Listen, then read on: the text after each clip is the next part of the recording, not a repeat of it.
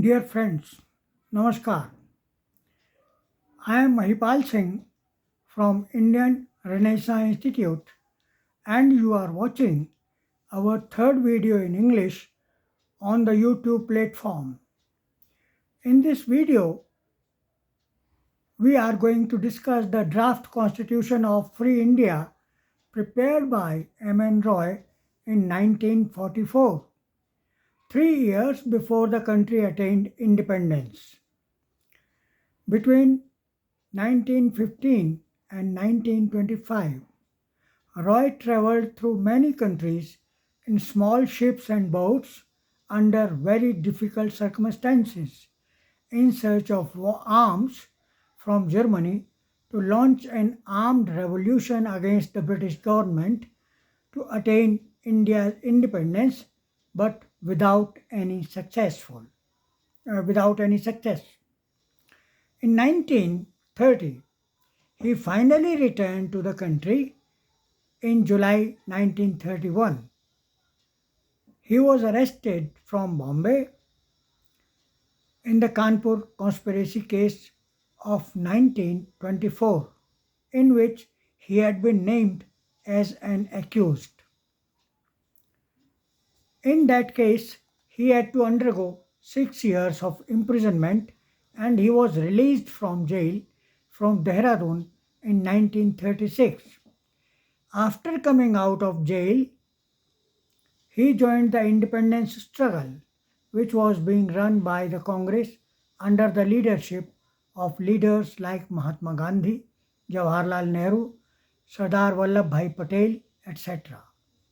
Soon, he became a prominent person in the Congress and participated in all its meetings and activities very vigorously.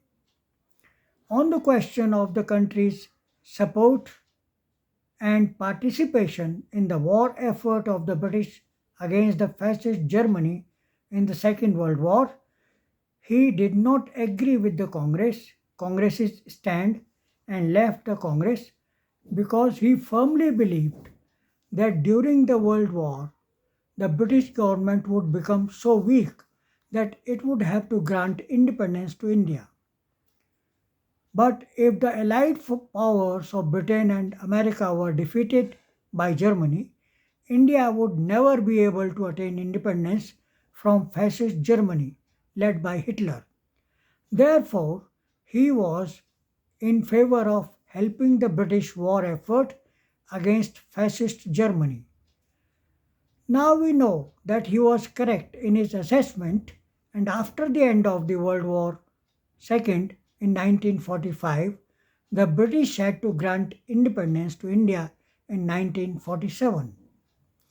Since he was sure of India getting independence soon, in 1944, Roy prepared a draft constitution of Free India and put it before the public for discussion.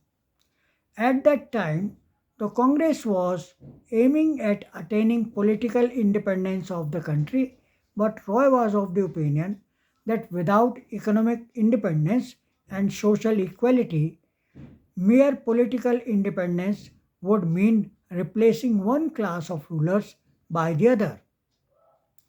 That could hardly achieve real independence and well being of the people of the country.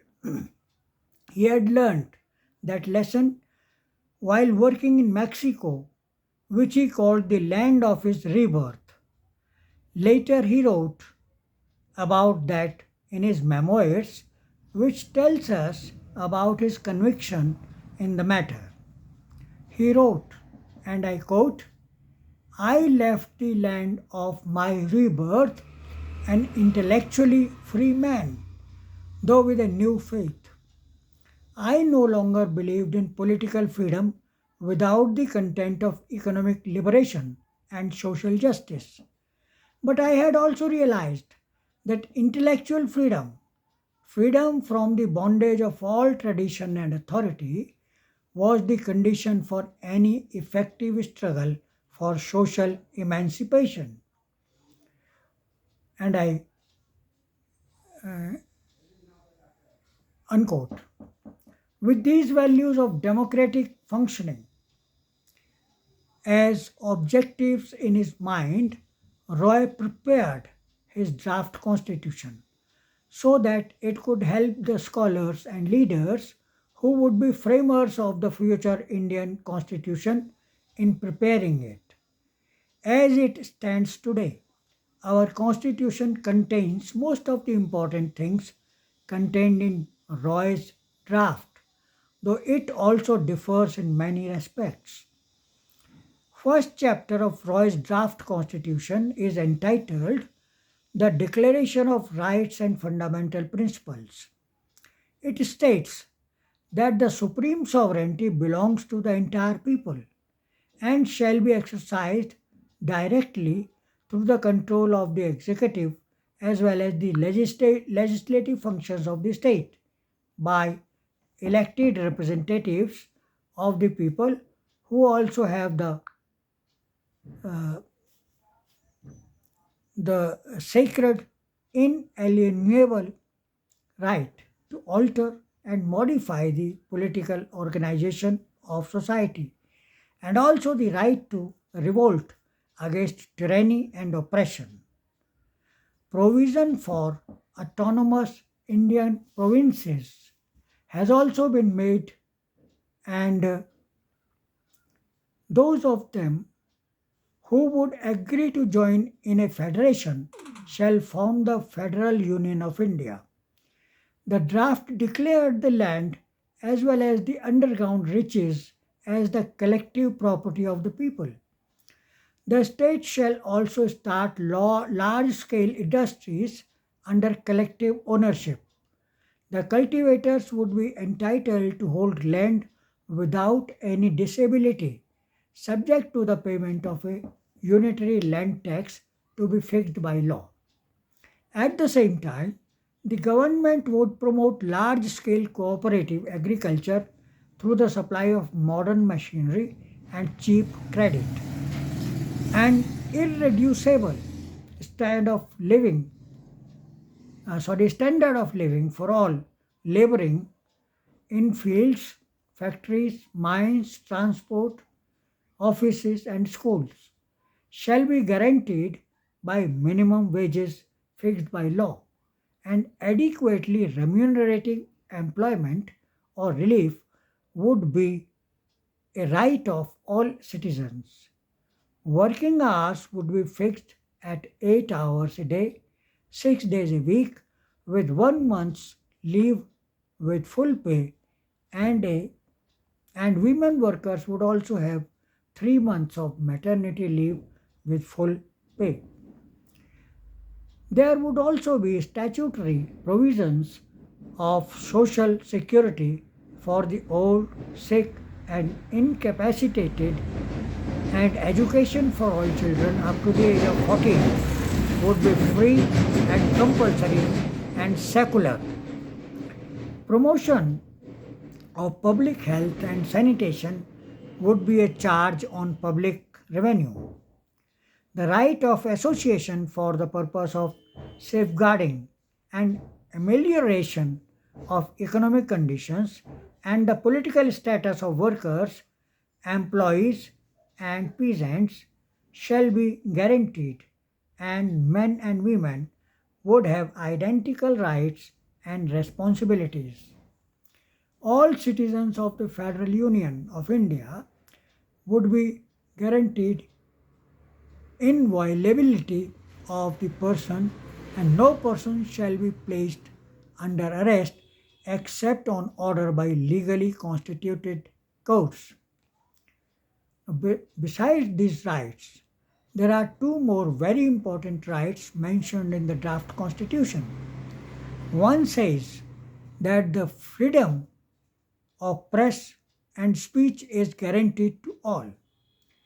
The other one says that individual citizens will have full freedom of worship, and that the rights of minorities shall be protected by proportional representation through separate electorates on all elected public bodies. The latter one does not find the kind of protection of rights of minorities provided here in the Indian Constitution. I shall come to the implementation part of these two rights in the country today a bit afterwards. I shall first talk about Chapter 2 of the draft Constitution, which is entitled as the source of authority. As Roy believed that the sovereign power of the state rests in the people, he felt that all authority emanates from the people and that the sovereign democratic power expresses itself through local people's committees in villages, towns, and cities. And these people's committees would be elected every year by all the adult people of the respective localities. These committees will have 1/50th number of voters. These committees would enable citizens to exercise their sovereign right individually as well as collectively to make democratic power effective. In discharge of their sovereign democratic right, the People's Committees would perform the following functions in in the respective provincial governments and in the federal government. They would nominate candidates to seek election to the Federal Assembly and to the provincial people's councils and discuss and express opinion on proposed legislations by the Federal Assembly as well as the respective provincial councils. The right to recall the representatives of the particular constituency can also be recommended on the ground that the representative has failed to act according to the mandate of his constituents. They can also demand a referendum on any legislative or executive measure, either of the federal or the respective provincial government. This right of the people's committees makes their control over the elected representatives effective.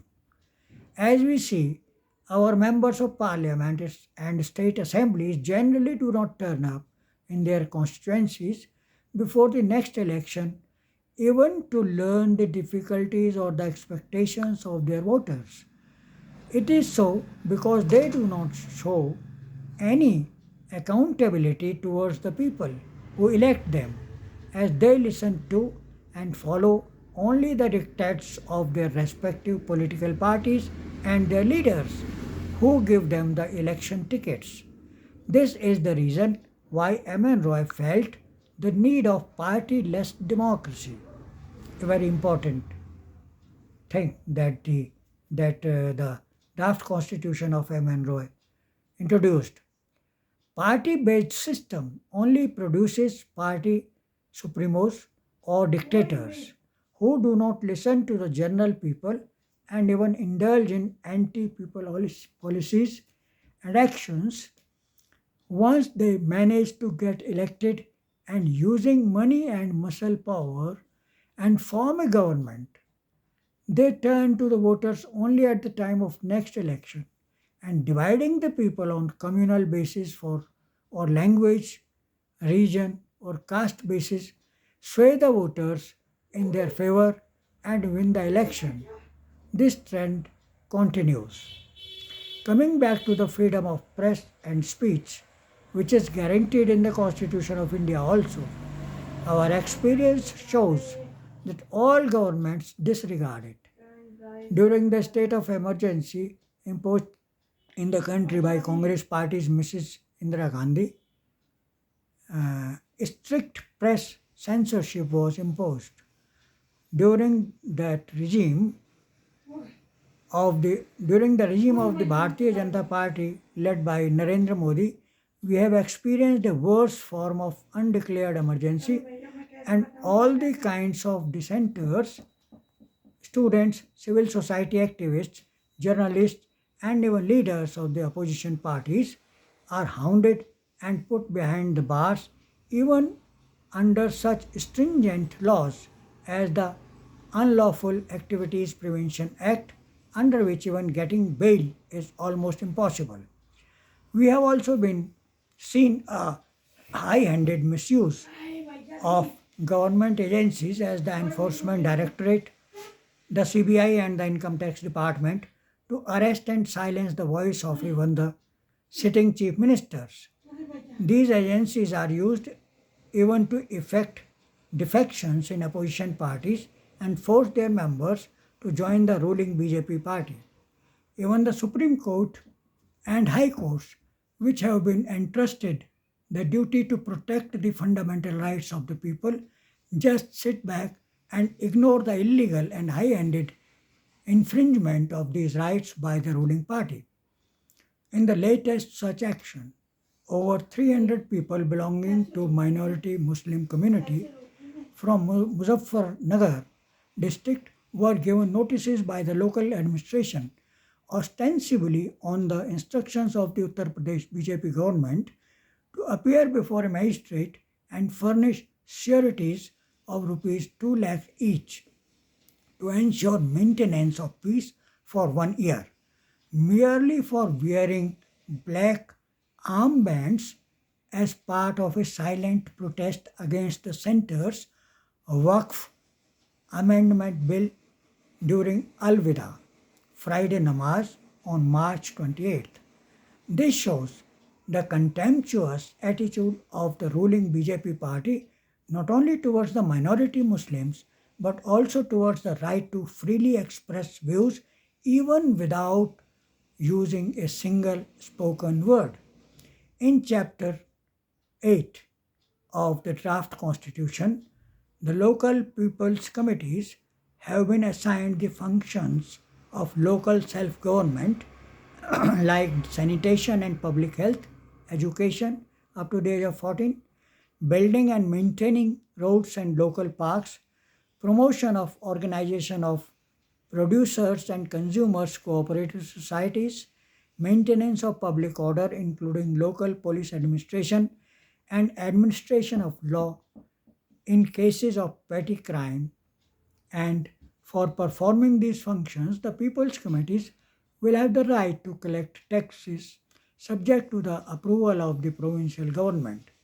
There will also be subdivisional and district level people's committees to perform the functions of local self government and would be composed of delegates from each local people's committee in the subdivision. Unlike the district people's committees, likewise, the district people's committees will be composed of 5 delegates from each subdivisional committee. The most important thing is that the sovereign right of controlling the entire state machinery according to the provisions of this constitution is vested exclusively in the local people's committees. We shall discuss the concept of partyless democracy and its importance in a future video. Friends, you can see the complete text of not only M.N. Roy's draft Constitution of Free India but also his other books at the Radical Humanist page of our website www.indianrenaissanceinstitute.com. All our videos can also be seen there. Thank you. Namaskar.